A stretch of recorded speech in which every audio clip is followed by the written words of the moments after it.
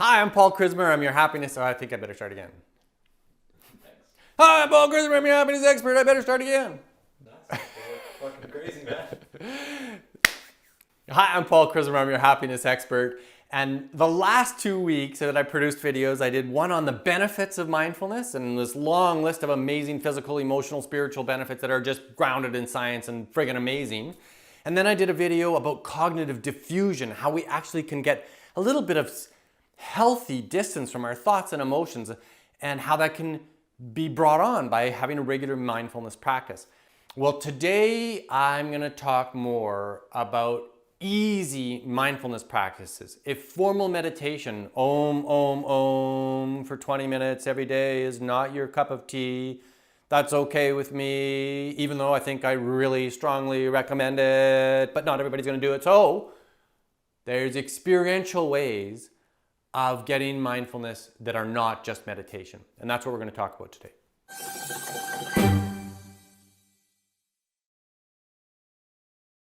As a coach, public speaker, and best-selling author, I teach topics just like this one all around the world. So stay tuned and I'll give you practical tools that you can use to make both yourself and those around you both happier and more successful. So what we're talking about today is creating touchstones throughout your day that give you some relief from your mind, that give you grounding, that give you a sense of peace.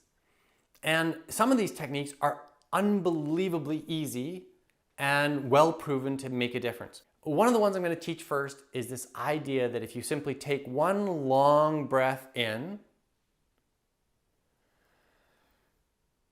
and an even longer breath out, your physiology can't help but to feel more peaceful. It's a mind trick. It really is. It's a friggin' mind trick. You can't help but feel more peaceful because the body's knowledge of itself is working around towards peaceful, less stressful feelings without going through your cognitive centers and evaluating why you should feel peaceful. It's just happening automatically. It's the same as if you smile. If you do it a little bit quickly and just stick with it for a moment, you'll actually feel happier without your cognitive self evaluating why that might be true. So there's ways we can trick our body. The reason why this works is pretty straightforward. There is no time in nature that we're going to breathe in and breathe out even slower when we're going into an increasingly stressful environment, right? We would never go, tiger, never. Tiger would be and breathing out fast and blood and energy rushing to our external muscles. And that's what stress is like. So when you take a long breath in, and an even longer breath out, you fool your brain and you make yourself feel more calm. So this is one of the most basic mindful techniques you can use anywhere, anytime. If you're stressed out, go to the washroom, sit down at your desk, find, what does it take? 10 seconds to yourself where you take a long, say 4-second breath in, little pause before you breathe out, and then an even longer breath out. I often recommend this to office workers when I'm giving presentations, and I say, start your day with the first thing you do when you put your butt in your chair at the office is take one mindful breath. So first thing in the morning or first thing after lunch, before you turn on your computer, before you send an email, before you pick up the phone, before you check your voicemail, take one mindful breath. And if you find you're doing this, take 2 mindful breaths. And if you're still breathing like that, take 3 mindful breaths. But it doesn't take long to find yourself grounding back down into the reality is this moment, the rumination about the past, the worry about the future. No, put it away. Just this moment, this breath. That's one example. Another really easy, powerful mindfulness practice is a great Tai Chi or yoga class or martial arts, something like this that has to have the right kind of instruction so that it has a bit of a Zen-like feel to it, that it's not push harder, stretch further, and all that kind of stuff, because that won't be very mindful. But a good teacher in some of these crafts will be very effective. And for some of your brains out there, other types of physical exercise can be really effective. So for example, anything with lots of repetitive bilateral body movement, cycling, running, swimming.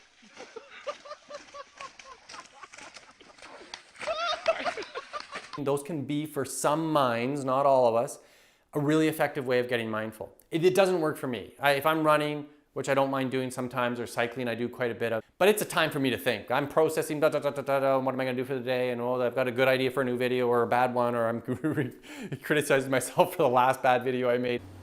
Today's video is about Maslow's hierarchy of needs relating to workplace productivity and employee satisfaction. That stuff is happening in my brain as I'm doing those exercises. But for some people, they shut it all off. And they actually can be left foot, right foot, or 1, 2, or just blank, and they're just running. And if that's their case or your case, though, those are good exercises too. So that's a great, another mindful technique is the right kind of exercise for you. A ton of us are commuting. And so a third easy suggestion, if you're a driver and a commuter, is that every time you come up to a red light, see the red light as a signal to pause whatever's going on in your head and just have a little reflection on what's happening right here at this moment. Try to let your mind go blank a little bit and say, oh, red light, red light, red light, red light. Oh, green light, time to go. And then away you go, let your mind race again. One of the techniques I used in the office for years before I worked from home and was in an office for 25 years of my life, and I was always going from meeting to meeting to meeting to meeting. And when I learned some of these techniques, I found one that I really liked, which was touching the doorway as I went through a door. What it said to me not only is, I'm arriving with new people, new topics, and new things to be at, but I'm leaving behind the stuff that I just came from. And it was just a tiny little mindful thing. And I think some people thought I was weird because I touched doors and I never told them why, but who cares? People think I'm weird all the time, so that's fine. But touching doorways is a way to just say, I'm in a new environment. And that's a little reset for the brain to say, okay, be responsive to what is in this moment, not what you just came from. And here I'm finally going to give my favorite little mindfulness technique, which is one of the most powerful ones I know of, and I use it personally all the time. As I wash my hands, make it become a mindful moment.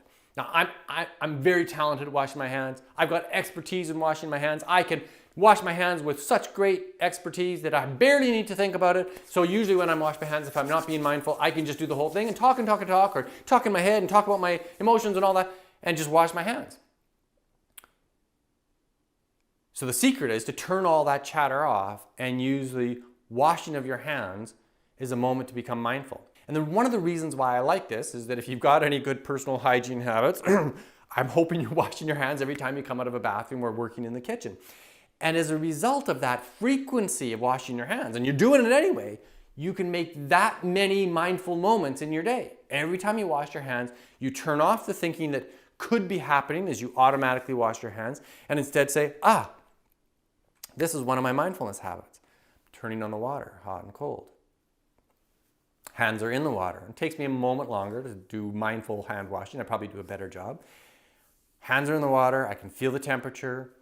Get the soap on my hand. It's a bit embarrassing when I'm doing this in public washrooms because I typically lift my hands up to my nose and smell the soap. Then I rinse my hands, feeling the bubbles and the suds and the slipperiness all come off. And then sometimes I find myself that I'm done. I can now think. But no, I try to finish the process. Grab the towel. I dry my hands. Mindfulness moment over. Stayed with that for the 60 seconds or so that it takes me to wash my hands. I do a good job, but I don't busily think about the future or the past when I'm washing my hands. These are really, really easy to use mindfulness habits.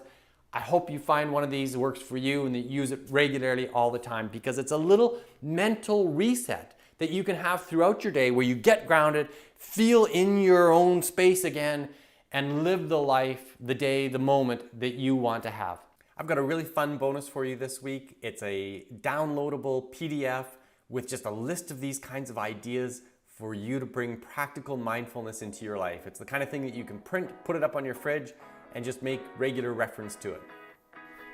Thank you for watching. If you like this content, please like it on YouTube, share it so other people see this content. And if you want to see more of this kind of content coming to your inbox, subscribe to my channel and you'll get a new video every Sunday morning. Thanks for watching. Bye for now.